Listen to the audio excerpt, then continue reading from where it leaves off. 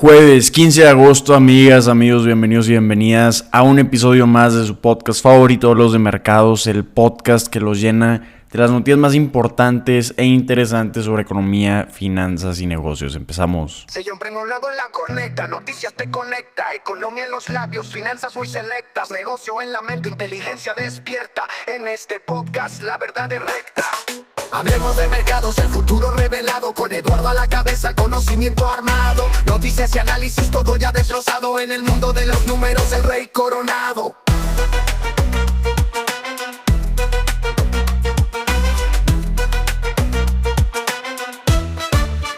Empezamos hablando de qué es lo que estamos viendo en los mercados el día de hoy. Vimos un día positivo en los mercados y vemos que continúan los futuros de los índices accionarios.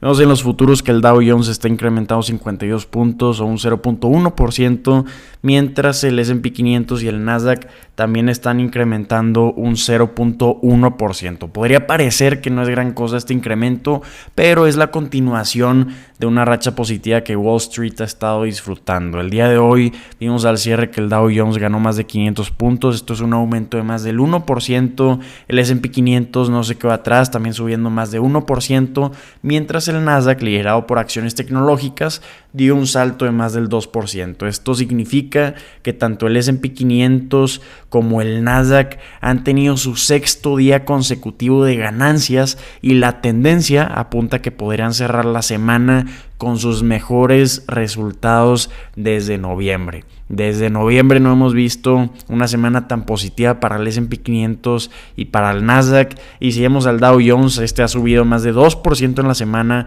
marcando su mejor desempeño en lo que va del año. ¿Y qué es lo más importante o qué es lo que está impulsando esta ola de optimismo? Pues el día de hoy se publicó el informe de ventas minoristas.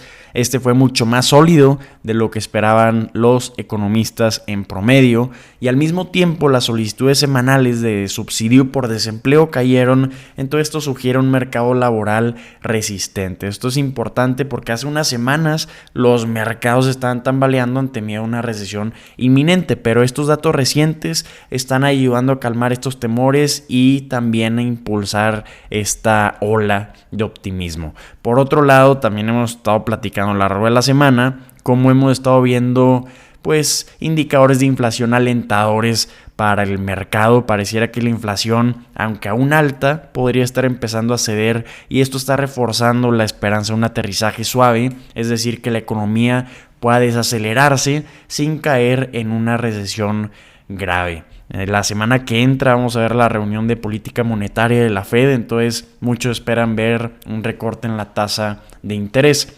Ya adentrándonos más a lo que podríamos ver en esta reunión de política monetaria, pues como hemos platicado, hemos visto un gran impulso en las perspectivas de aterrizaje suave debido a los datos alentadores de inflación, incluido el índice de precios al consumidor del que ya platicamos y desglosamos, pero también viendo estas ventas minoristas que platicamos que se publicaron hoy. Estas sorprendieron con un aumento de 1% respecto al mes anterior.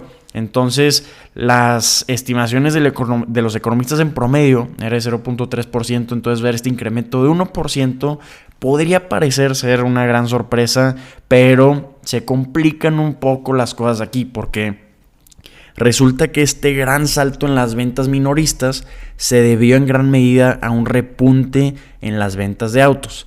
Estas, para julio, habían caído en junio debido a un ciberataque masivo en los concesionarios. Entonces vimos este repunte grande en el mes de julio, por eso este incrementó 1% en las ventas minoristas. Si excluimos a los vehículos y repuestos, a estas categorías de este incremento en las ventas minoristas, vemos que solo crecieron un 0.4% en julio, lo que es mucho menos impresionante, pero sí todavía encima de las estimaciones de los economistas. Y por si fuera poco, viendo otros datos económicos que vemos que no han recibido mucha atención, pues vemos cifras decepcionantes en la producción industrial. De acuerdo a la Fed, la producción cayó un 0.6% en julio comparado con junio, y parte de esta caída se debió al huracán Beryl, que restó más o menos 0.3 puntos porcentuales a la cifra, pero incluso sin este factor, la caída fue peor de lo esperado porque los economistas esperaron una baja de 0.1%.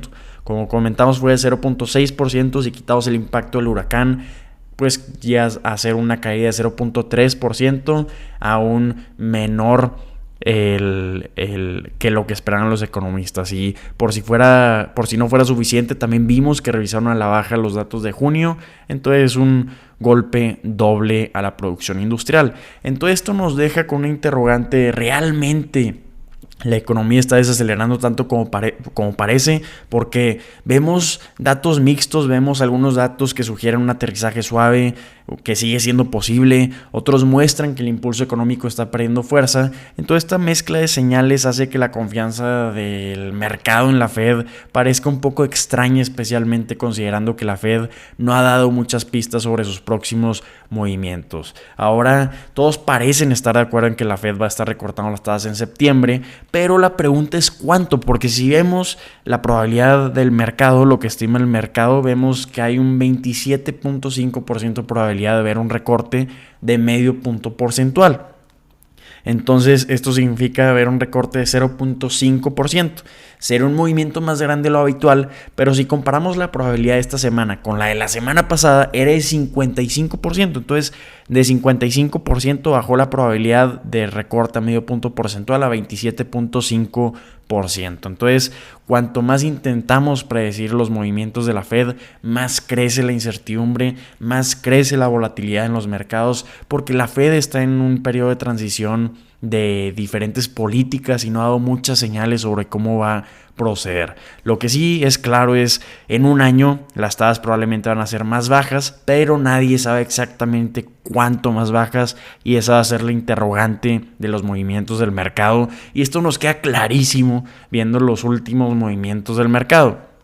Hace no mucho, este mes, vimos que el cambio de retórica del Banco de Japón provocó un aumento en el yen, el desmantelamiento del carry trade y una de las semanas más volátiles para las acciones en años. Entonces esto es un recordatorio amigable de cómo las expectativas sobre la política monetaria pueden tener enormes efectos en cadena. Por lo tanto, cuando llegue septiembre, todos los ojos van a estar puestos en el dot plot actualizado, este gráfico que muestra las previsiones de los miembros de la Fed sobre la economía y las tasas de interés. La atención del mercado será mayor que nunca y la información aquí va a estar puesta en tefondeo. Vámonos con noticias del legendario inversionista Warren Buffett.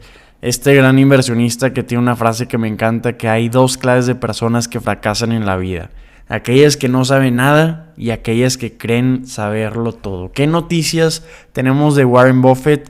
Pues estamos en un debate de ver si es coincidencia o parte de un plan maestro lo que tiene el oráculo de Omaha, que ahora posee exactamente la misma cantidad de acciones de Apple y de Coca-Cola. Entonces, ¿qué significa esto y qué nos está tratando de decir Warren Buffett? Pues vamos a averiguarlo. La noticia llegó cuando Berkshire Hathaway, la empresa de inversiones de Warren Buffett, presentó su archivo 13F. Este archivo muestra las posiciones accionarias al final del segundo trimestre y lo que muchos notaron fue algo curioso. Warren Buffett tiene exactamente 400 millones de acciones tanto de Apple como de Coca-Cola. El número idéntico de acciones. Entonces esto llevó al mercado a especular sobre si Warren Buffett podría estar enviando un mensaje con este redondeo en sus participaciones. Como algunos expertos sugieren, podría ser que Warren Buffett ya no planean vender más acciones de Apple, tratando a la empresa de Cupertino, California, como lo ha hecho con Coca-Cola, una de sus inversiones más antiguas y queridas. Recordemos que Warren Buffett empezó a invertir en Coca-Cola en 1988 y para 1994 ya tenía 100 millones de acciones. Después de 2 splits de acciones, ese número llegó a los 400 millones que tiene hoy y no ha cambiado en 3 décadas. Coca-Cola ha sido una inversión permanente para Warren Buffett, una que, como él mismo lo ha dicho, nunca piensa vender. Pero entonces, ¿por qué reducir su participación en Apple? Esto puede parecer contrario a su enfoque tradicional de invertir en valor.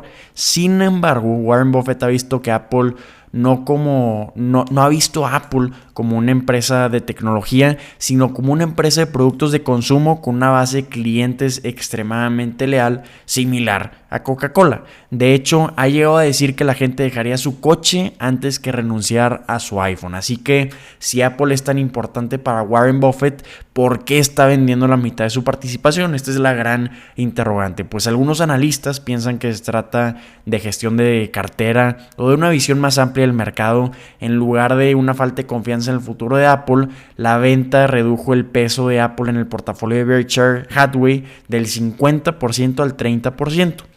Un movimiento que podría ser visto como un ajuste estratégico. Pero ahora, con las acciones de Apple y Coca-Cola en números redondos, algunos piensan que Warren Buffett ha encontrado un equilibrio que le gusta, un punto dulce si se quiere.